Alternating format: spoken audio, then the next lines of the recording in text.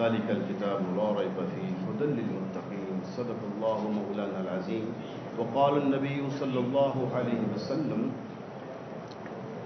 قامل الحياء والإيمان عثمان ابن عفان صدق اللہ مولانا العظیم.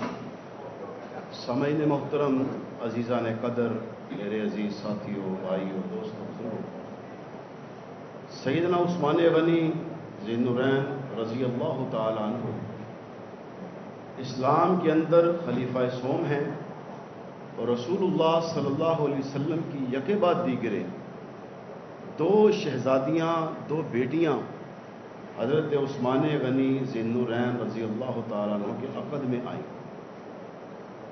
آپ مکہ مکرمہ کے نہ صرف تاجر تھے بلکہ مکہ مکرمہ کی سب سے عظیم سخی شخصیت تھی.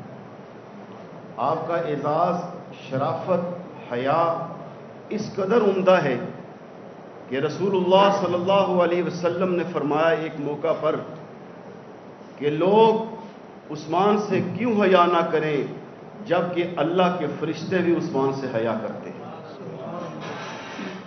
حیا کا یہ عالم تھا کہ سیدنا عثمان غنی رضی اللہ تعالیٰ عنہ کبھی بغیر کپڑے کے کبھی غسل تک نہیں کیا.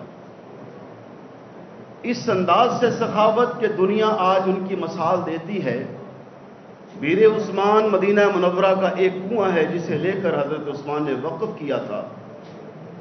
آج بھی اس کے حوالے سے جو بینک اکاؤنٹ ہے حضرت عثمان غنی رضی اللہ تعالیٰ عنہ کے نام پہ چل رہا ہے.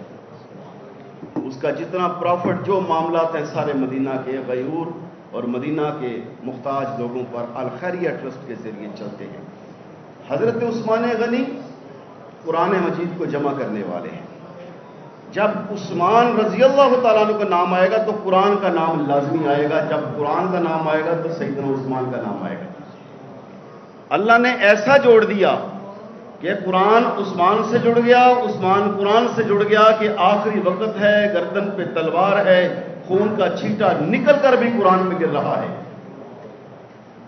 ہمارے بزرگ والد صاحب رحمۃ اللہ علیہ فرمایا کرتے تھے ہر شخص کی شہادت کی گواہی کبھی کو بدر کا میدان دے رہا ہوگا، کبھی احد کا میدان دے رہا ہوگا، کبھی کوئی محراب، مسجد، ممبر، مصلی دیتا ہے، لیکن سیدنا عثمان غنی کی شہادت کتنی اعلیٰ ہے کہ رب کا قرآن ان کی شہادت کی عظمت دے گا. آج قرآن کی توہین کرنے والے، قرآن کو بات کرنے والے یہ نہیں سمجھتے کہ یہ اللہ کا کلام بھی ہے، اللہ کا کتاب بھی ہے، اس کی حفاظت بھی اللہ نے خود اپنے ذمہ لی ہے. اسی کی صدقے یہ جو علماء بیٹھے ہیں، طلباء بیٹھے ہیں، تو وہ ڈیوٹی نبھا رہے ہیں. یہ تو اللہ کا اعزاز ہے، انعام ہے کہ اللہ نے اس کا کام ہم سے لیا. اللہ پاک ہم سب کو سیدنا عثمان غنی ذی النورین رضی اللہ تعالیٰ عنہ کے نقش قدم پہ چلنے والا بنائے. وما علینا الا البلاغ. بسم اللہ الرحمن الرحیم. نحمدہ ونصلی ونسلم علی رسولہ الکریم. اما بعد. آج کا یہ سیمینار اور آپ حضرات کو اس میں شرکت کی دعوت، اس کے دو مقصد ہیں. ایک تو کائنات عالم میں دنیا یہ بات جان لے کہ خلافت راشدہ کا جو نظام ہے وہ عدل کے نظام کے اوپر ہے، وہ احتساب کے نظام کے اوپر ہے، وہ انصاف کے نظام کے اوپر ہے. یہ بات ہم تسلسل سے کہتے چلے آ رہے ہیں کہ مدینہ کے طرز کی ریاست میں انصاف جو ہے وہ دہلیز پہ آ کے ملتا ہے، انصاف خریدنا نہیں پڑتا. آپ دیکھیں کہ بڑے تھوڑے سے لوگ تھے جنہوں نے سیدنا عثمان غنی رضی اللہ تعالیٰ عنہ پر حملہ کیا، محاصرہ کیا. 40 دن آپ کا محاصرہ رہا، پانی بند کر دیا. اس عثمان پہ پانی بند کر دیا جس عثمان نے پورے مدینے کو پانی پلایا. 40 دن تک آپ کا محاصرہ رہا. آپ سے صحابہ اجازت مانگتے تھے کہ ہم ان کا مقابلہ کریں، یہ تھوڑے سے ہیں. وہ کہتے ابھی انہوں نے عمل کوئی نہیں کیا، ابھی تو صرف یہ دھمکیاں دے رہے ہیں، میں نہیں چاہتا کہ مدینۃ الرسول میں کسی کا خون بہے. آج جو اسلام کو انتہا پسندی سے جوڑتے ہیں، دہشت گردی سے جوڑتے ہیں، ان کے لیے سیدنا عثمان غنی رضی اللہ تعالیٰ عنہ کی شہادت پیغام ہے کہ اسلام سلامتی کا دین ہے جو امن کے لیے، رواداری کے لیے اور مفاہمت کے لیے خلیفۃ المسلمین کا خون بہہ گیا، لیکن خلیفۃ المسلمین نے کسی کا خون بہانے کی اجازت نہیں دی۔ آج اگر ہم نے پاکستان کو مدینہ منورہ کی طرز کی ریاست بنانا ہے تو پھر ہمیں خلافت راشدہ کے دور کو اپنانا ہوگا۔ آج تو انصاف لینے کے لیے دادے سے پڑپوتے تک چلے جاتے ہیں اور انصاف نہیں ملتا۔ آج کوئی بھی طاقتور فرد جو ہے وہ قابل احتساب نہیں ہے۔ ہم اپنے احتسابی نظام کو اگر دیکھتے ہیں تو ہمارے سامنے سارا کچھ ہے۔ سیدنا عثمان غنی رضی اللہ تعالیٰ عنہ کے خلاف تکفیری اور خارجی گروہ جو نکلا، یہ جو آج بھی مسلمانوں کو نشانہ بناتے ہیں اور بے گناہ انسانیت کا قتل عام کرتے ہیں اور نام اسلام کا لیتے ہیں، یہ عثمان غنی اور ان کے ماننے والوں کے پیروکار نہیں ہیں، یہ اس تکفیری گروہ کے پیروکار ہیں جس نے سیدنا عثمان غنی کو شہید کیا، سیدنا علی کو شہید کیا، سیدنا حسین کو شہید کیا، سیدنا حسن کو شہید کیا اور سیدنا عمر بن خطاب کو شہید کیا۔ آج قرآن کریم کو سویڈن میں سرکاری سرپرستی میں جلایا گیا۔ یہ بڑے بے وقوف ہیں، ان کو یہ نہیں پتا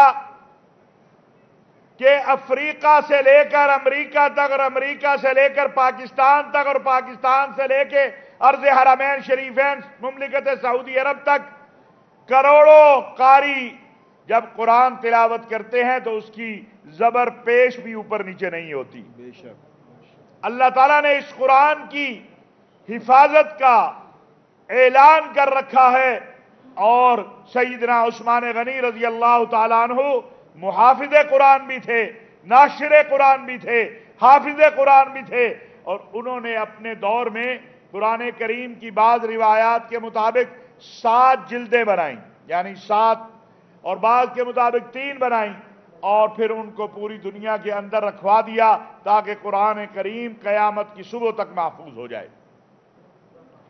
آج یہ جو قرآن کریم جلا رہے ہیں، یہ چاہتے ہیں کہ دنیا کے امن سے کھیلا جائے، اور اسلام امن اور سلامتی کا دین ہے، اسلام محبت اور رواداری کا دین ہے۔ ہم بین المذاہب مکالمہ پر یقین رکھتے ہیں کیونکہ قرآن کا حکم ہے لکم دینکم ولی دین، تمہارے لیے تمہارا دین، ہمارے لیے ہمارا دین۔ قرآن کا حکم ہے وَلَا تَسُبُّوا الَّذِينَ يَدْعُونَ مِن دُونِ اللَّهِ فَيَسُبُّوا اللَّهَ عَدْوًا بِغَيْرِ عِلْمٍ، تم کسی کے جھوٹے خدا کو بھی گالی نہ دو کیونکہ تمہارے سچے خدا کو اس کے بدلے میں گالی دی جائے گی۔ ہم تو اس بات کے قائل ہیں، ہمیں حکم ہے، قائل کیا ہونا ہے، ہمارا عقیدہ ہے، ایمان ہے کہ کسی بھی رسول کے درمیان تفریق نہیں کی جا سکتی۔ تمام انبیاء اور رسل اور آسمانی کتب کو تسلیم کرنا یہ مومن اور مسلمان کا ایمان ہے۔ لا نفرق بین احد من رسلی، ہم تورات کو بھی مانتے ہیں، انجیل کو بھی مانتے ہیں، زبور کو بھی مانتے ہیں، ہم تمام انبیاء کو تسلیم کرتے ہیں اور ہمارے ایمان کا حصہ ہیں تمام انبیاء اور رسل۔ ہم بین المذاہب مکالمہ کے لیے پہلے بھی ہم نے کوشش کی، اب بھی کر رہے ہیں، اور میں آج اس پلیٹ فارم سے پوپ فرانسس، پاکستان کی مسیحی، ہندو، سکھ برادری اور جتنے دنیا میں غیر مسلم مذاہب جو ہیں ان کی قیادت نے قرآن کریم کے جلانے پر مذمت کی ہے۔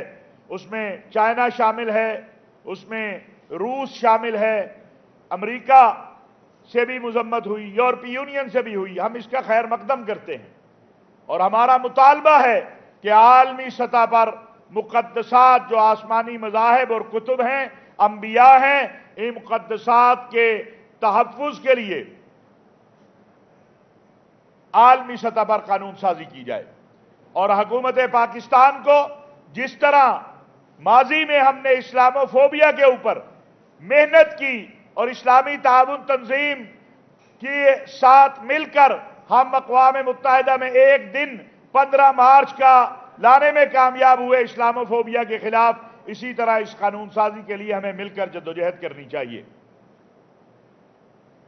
आज चूंकि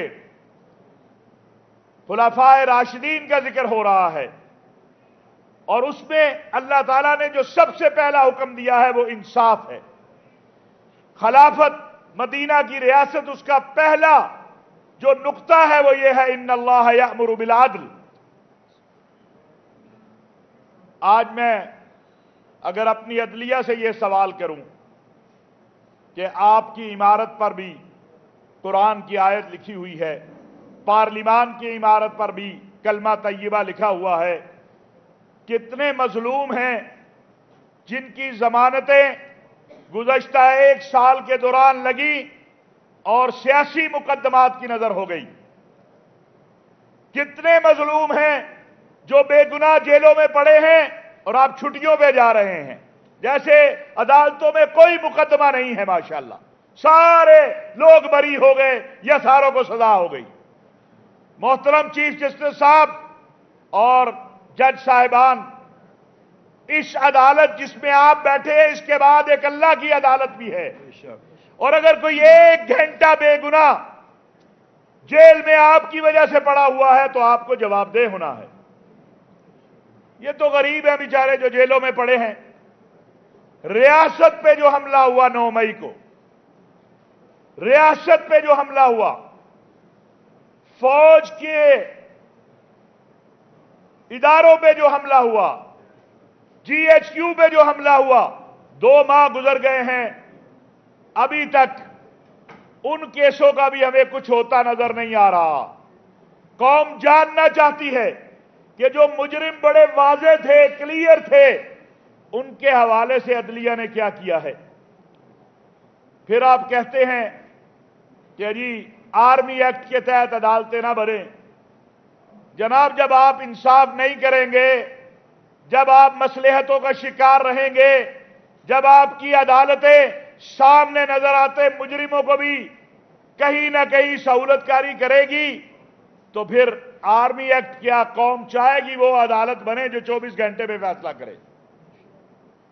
यहां रेप हो जाए, यहां कत्ल हो जाए, यहां दहशतगर्दी हो जाए, कई कई साल तक उसके फैसले नहीं होते। अभी जब मैं आ रहा था तो वजीर आजम साहब का मैं बयान देख रहा था कि सोशल मीडिया के ऊपर कोई हमारे सिपा सलार जनरल हाफिज सैयद आसिफ मुनीर साहब के हवाले से कैंपेन चलाई जा रही है और फौज के हवाले से। मोहतरम वजीर आजम साहब, हमारी आपसे भी गुजारिश है कि ये जो कैंपेन चलाने वाले हैं, इनको गिरफ्तार किसने करना है, इनको सजा किसने देनी है, इनको कटहरे में किसने खड़ा करना है, कौन सी मसलहतें हैं जो रुकावट है आपके पांव की कि ना 9 मई के मुजरिमों को अभी तक हमें सजा नजर आती है, ना फौज के खिलाफ मुहिम चलाने वालों के, ना सिपा सलार के खिलाफ मुहिम चलाने वालों को। तो जनाबे वाला, कौम क्या समझे इसको? ये तल्ख जुमले हैं, लेकिन कौम चाहती है ये कि आप फैसला करें, अदालतें फैसला करें, जो मुजरिम है उसको सजा दे, जो बेगुनाह है उसको रिहा करे। हम ये नहीं कह रहे कि जो जिसका दिल चाहे वो कर ले, हम कहते हैं इंसाफ कर ले, जो गुनाहगार है उसको सजा दे, जो बेगुनाह है उसको रिहा करे। और फिर आज एक मजलूम शहीद को हम खराजे अकीदत पेश करने के लिए जमा हुए हैं। तारीख इस्लाम का वो मजलूम तरीन शहीद सैयदना उस्मान गनी, क्या इस मुल्क के जो शुहदा हैं उनके साथ जो कुछ हुआ है, ان کی یادگاروں کے ساتھ جو کچھ ہوا ہے، ان کے اہل و عیال جو سوال کر رہے ہیں، بندیال صاحب آپ سے بھی کر رہے ہیں، ریاست سے بھی کر رہے ہیں، اس قوم سے بھی کر رہے ہیں، اس حکومت سے بھی کر رہے ہیں کہ جنہوں نے اس ملک کے لیے اپنی جانیں دی، ان کی یادگاروں کو کی بے حرمتی کرنے والوں کے خلاف کیا ایکشن ہوا ہے، کیا فیصلہ ہوا ہے؟ جب وہ چھوٹے چھوٹے بچے جو شہداء کے ہیں، ان کو ہم ان کی ویڈیوز دیکھتے ہیں کہ وہ پوچھتے ہیں، میں اس باپ کو کبھی نہیں بھول سکتا جس نے کہا جس دن میرے بیٹے کی لاش آئی تھی اس دن تو میں نے فخر کیا تھا کہ میں شہید کا باپ ہوں، لیکن جس دن میرے بیٹے کی یادگار توڑی گئی، اس کی تصویر پاؤں کے نیچے روندی گئی، میں رویا اس دن ہوں کہ میرے ساتھ کیا ہوا ہے، میرے گھر کے ساتھ کیا ہوا ہے۔ جناب، یہ واقعات، یہ نظریہ پاکستان کا مطلب کیا، لا الہ الا اللہ، یہ صرف نعرے کے لیے نہیں ہے، ہم اس کو عملی دیکھنا چاہتے ہیں، اور اس کا عملی آغاز انصاف سے ہوتا ہے۔ ہم اس ملک میں خلافت راشدہ کا نظام دیکھنا چاہتے ہیں، سیدنا علی المرتضی رضی اللہ تعالیٰ عنہ کا عدل و انصاف اور ان کی فقہی امور کے اوپر، شرعی امور کے اوپر جو گرفت ہے، وہ تو سیدنا عمر بن خطاب مان رہے ہیں اس انداز میں، اور اعلان کرتے ہیں کہ اگر فلاں مسئلے کے اوپر علی مجھے رہنمائی نہ کرتے تو میں ہلاک ہو جاتا۔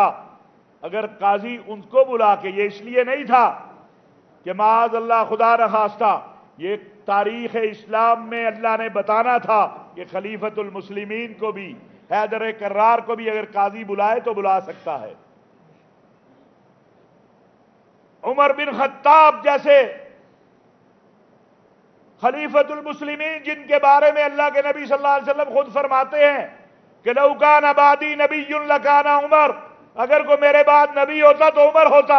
اس سے ایک بدو سوال کرتا ہے جس کی کوئی جان پہچان نہیں ہے کہ بتائے آپ کا کرتا کیسے بنا ہے۔ یہاں نہ توشہ خانوں کا پتہ چلتا ہے، نہ کوئی احتساب کا پتہ چلتا ہے، اور جو آپ کا دل چاہے کر لے۔ تو اس ملک کو اگر مدینہ منورہ کی طرز کی ہم نے ریاست بنانا ہے تو پھر اس ملک کے اندر آپ کو نظام خلافت راشدہ کی منظم جدوجہد کرنی ہوگی، لوگوں کو انصاف دینا ہوگا، لوگوں کی غربت دور کرنی ہوگی۔ ایسا نہیں ہے کہ امراء اور ایلیٹ کلاس جو ہے اس کا تو کھانے ہی پتہ نہیں 7 کورس اور 8 کورس ہو، اور غریب کو جو ہے وہ روٹی بھی نہ ملے۔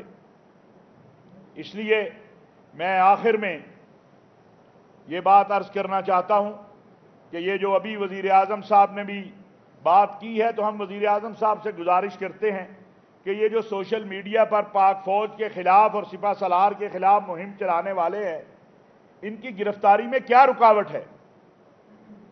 کیوں نہیں ان کو اور ان کے سرپرستوں کو اور ان کے سہولت کاروں کو کیوں نہیں ان کو گرفتار کیا جاتا؟ کون سی رکاوٹ ہے اس میں؟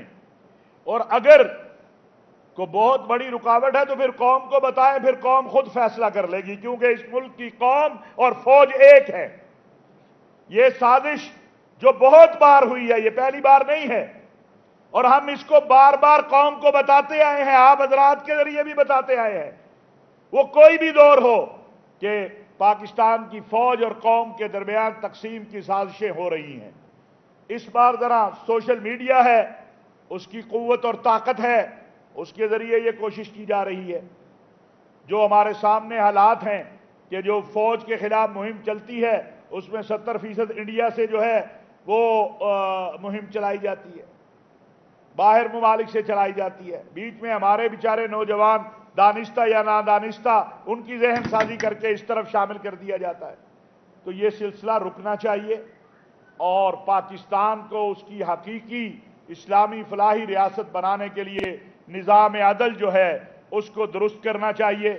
محترم چیف جسٹس صاحب، گرمی تو لگتی ہے غریب کو، गर्मी तो लगती है सड़क पे मेहनत करने वाले मजदूर को, गर्मी तो लगती है मेरे इन सहाफी भाइयों और इन मौलवियों को जिनके जो सड़क पे खड़े होके ड्यूटी देता है, जो मस्जिद में खड़ा होके कुरान पढ़ाता है। आपकी तो कोटे भी एयर कंडीशन हैं, आपके तो वेटिंग रूम भी एयर कंडीशन हैं, आपकी तो अदालतें भी एयर कंडीशन हैं।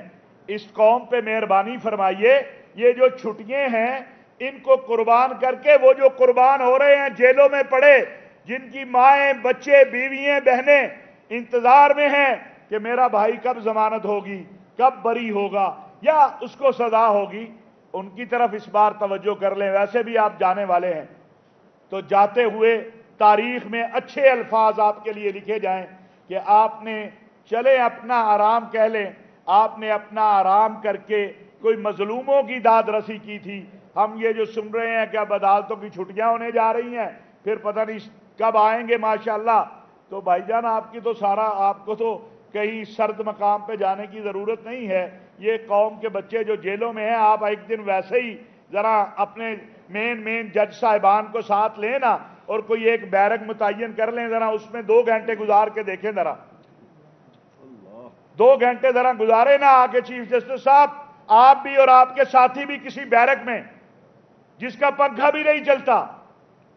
क्या वो इंसान नहीं है? उनका हक नहीं है? अगर मुजरिम है तो सजा दो, अगर बेगुनाह है तो रिहा करो। लेकिन जहां 9 मई के मुजरिमों को अभी तक सजाएं नहीं हुई, जो सामने हैं उन पे गिरफ्त नहीं हुई, वहां कौम और क्या तवक्को रखेगी? ये चंद बातें आप कोई सवाल करना चाहें तो बिस्मिल्लाह।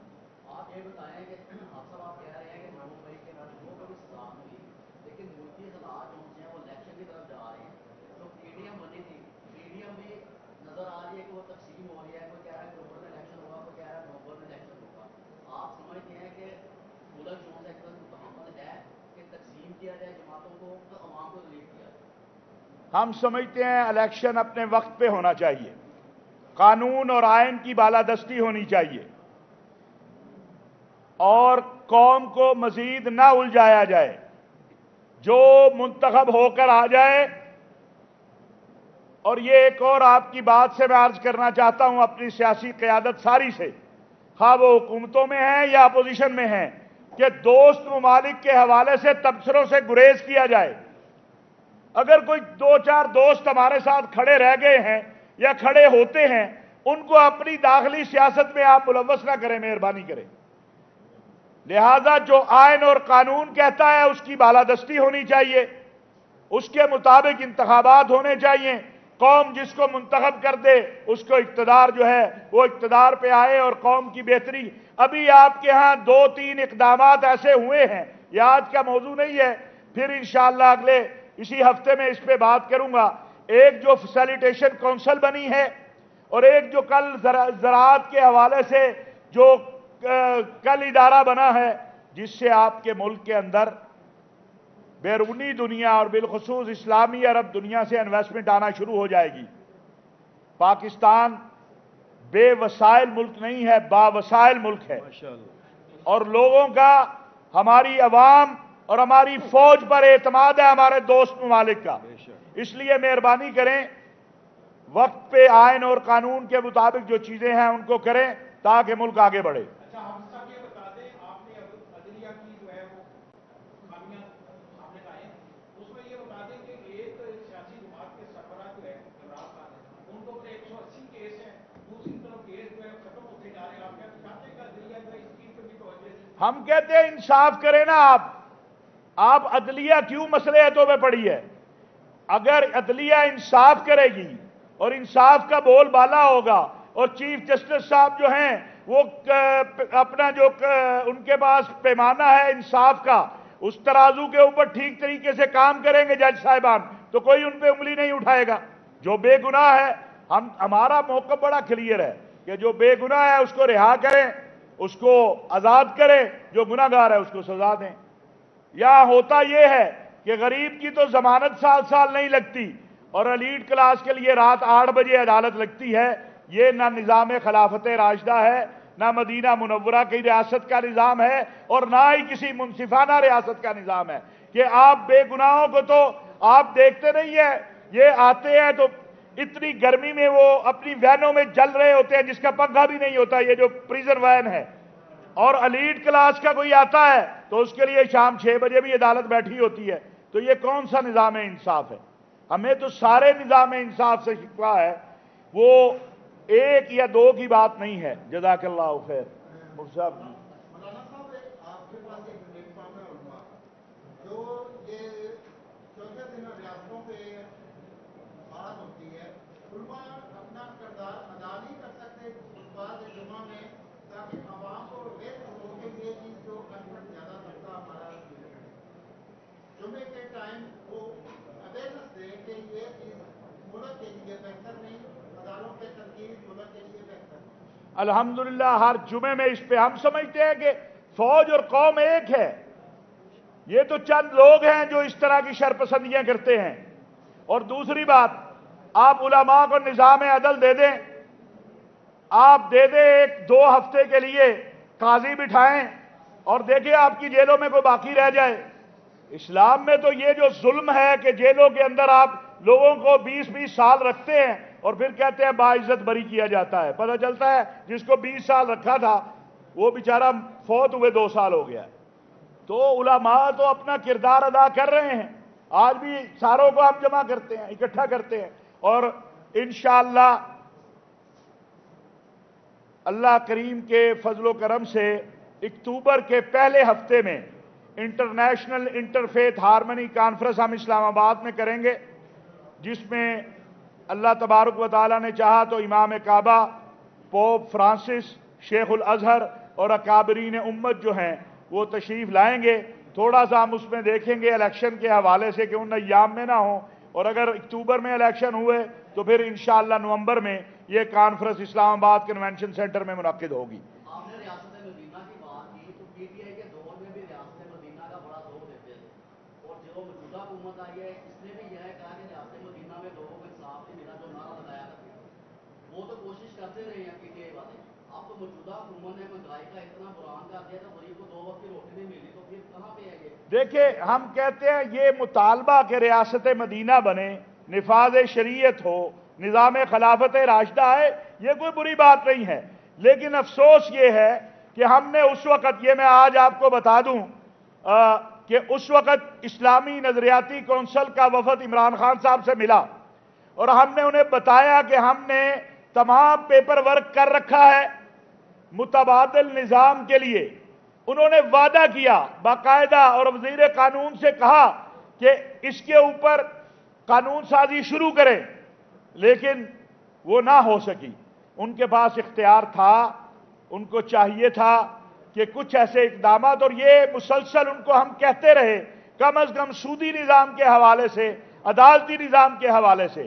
اور میں یہ بھی ریکارڈ پہ لانا چاہتا ہوں کہ میں ان سے ایک ہی بات عرض کرتا تھا کہ اگر اس ملک کا نظام انصاف ٹھیک ہو جائے تو پاکستان جو ہے درست سمت میں پڑ جائے گا. لیکن افسوس کہ نہیں ہو سکا. ہمیں مطالبہ بھی کرنا ہے، عمل بھی کرنا ہے، ہمیں اپنا کام کرتے رہنا چاہیے. مفتی صاحب دعا فرما دیں.